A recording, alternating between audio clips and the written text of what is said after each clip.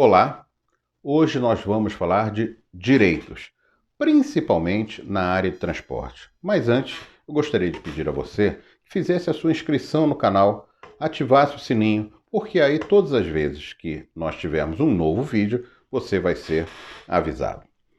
Por que nós vamos falar sobre direitos? Há poucos dias, eu vi uma entrevista do atual líder do governo na Câmara, o deputado Ricardo Barros, em que ele falava que os brasileiros tinham muitos direitos. Eu fiquei pensando, que direitos os brasileiros têm em relação a outros povos com rendas médias e rendas até similares às do Brasil? O Brasil tem enormes dificuldades, né, apesar do esforço feito desde a Constituição de 88, de garantir a educação pública e a saúde pública. Foi uma evolução muito grande, mas o desafio é enorme, até porque, desde os anos 90, o orçamento do governo federal tem sido cada vez mais engessado, o que facilita o mercado financeiro, facilita a opção por uma política para os ricos em detrimento da ação pública para os mais pobres. Mas a Constituição brasileira garantiu educação pública e saúde também universal para todos nós. E isso precisa ter a luta diária e constante. Mas as moradias dos brasileiros, de grande parte delas, são moradias com muitos problemas. As regiões metropolitanas fazem com que a população mais pobre seja jogada a quilômetros e quilômetros do seu local de trabalho. Quando nós falamos também em acesso à alimentação, nós temos dramas brasileiros muito fortes. Então eu fiquei pensando, olha, o brasileiro com todas essas dificuldades tem que vender a sua força de trabalho, tem que garantir a vida da sua família e tem que tentar aproveitar a aposentadoria. Não é fácil. E não é verdade que o brasileiro tenha muitos direitos. O que existe é todo um sistema tributário muito mal feito, que aplica poucos impostos em relação a patrimônio e renda e muitos impostos no consumo. Portanto, muitas vezes o produto custa muito porque o imposto é indireto, não é sobre renda, não é sobre patrimônio. Isso facilita a vida dos ricos.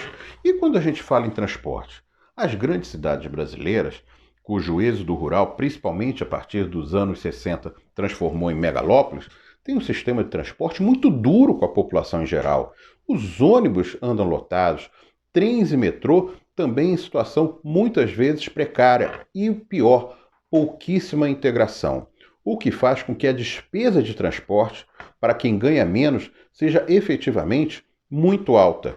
Esse é um direito do cidadão, não só porque ele usa o transporte como forma de desenvolver o país ao ir trabalhar, como ele tem direito ao acesso à educação, à cultura, à arte e ao lazer. E para tudo isso ele precisa de transporte.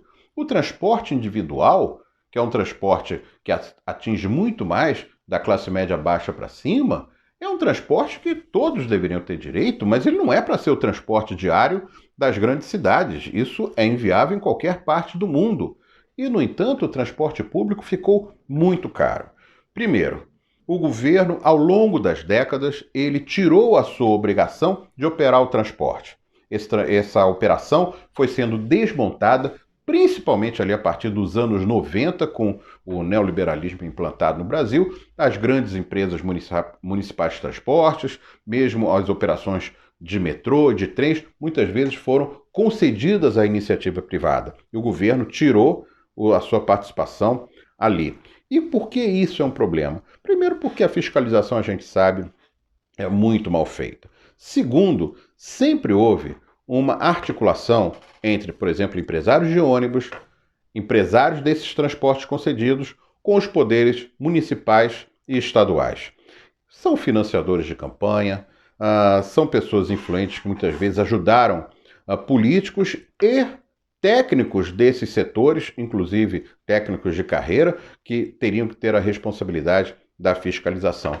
Isso fez com que o sistema poucas vezes fosse integrado. Na maioria das regiões metropolitanas do Brasil, esse processo não é integrado de modo a que você possa compensar um transporte pelo outro.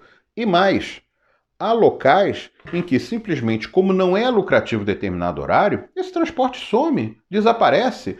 Não importa se o transporte é público, se durante a madrugada o trem, a barca ou o metrô vão sair com poucos passageiros, mas aqueles passageiros são trabalhadores em geral que precisam daquele transporte naquele horário.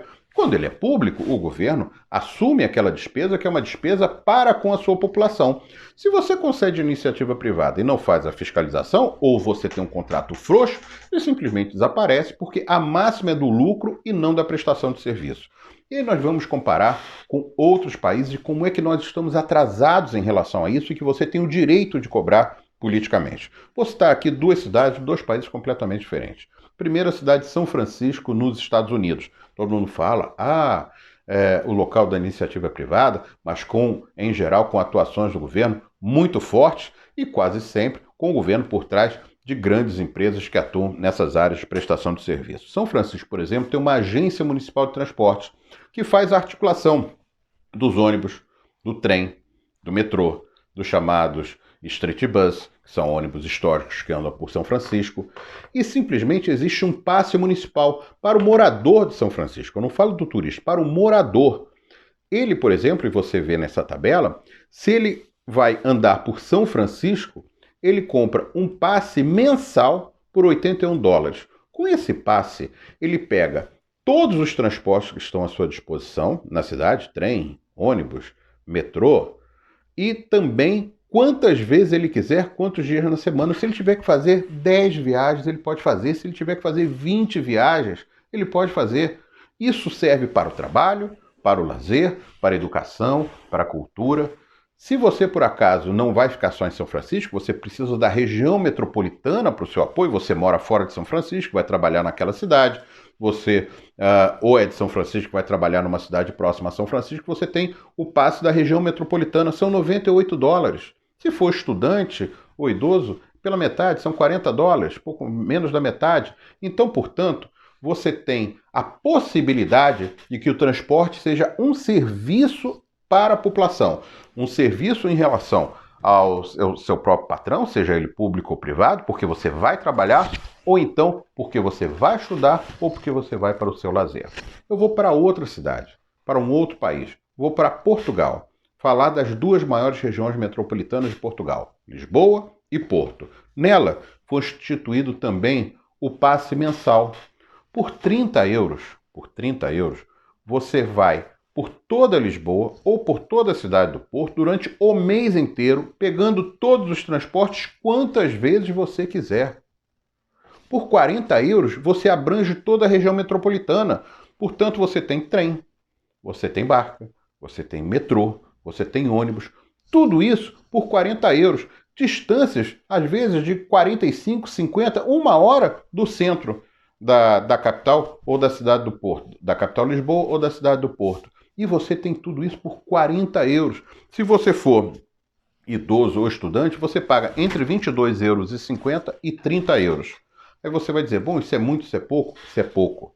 Porque nos Estados Unidos, por exemplo, que não existe oficialmente o salário mínimo, mas um trabalhador que faz 6 dias por semana, 8 horas por dia, dificilmente vai tirar menos de $2.200, $2.500 por mês. Então, com $81 ou $98, ele tem todo o transporte de qualidade, com deslocamento em todos os horários, para todas essas regiões, por exemplo, em São Francisco. Ou em Portugal, cujo salário mínimo é de 650 euros, ele tem por 30 euros ou por 40 euros todo esse deslocamento. E não importa se ele pegou o trem, se ele pegou a barca, se ele pegou o metrô, se ele precisou fazer isso 2, 3, 4 vezes por dia, ele tem esse direito. Aqui não. O máximo que as grandes capitais têm é um passe que dura 2 horas e meia, 3 horas. Há uma integração metrô-ônibus, há uma integração metrô-trem. Mas para você fazer uma vez, uma ida, um dia, não é o mês inteiro. É caro em relação ao salário que você recebe aqui no Brasil. Isso é um direito seu. Isso tem que estar no orçamento das prefeituras e dos estados. É óbvio que as prefeituras e os estados têm orçamentos mais amarrados que o governo federal.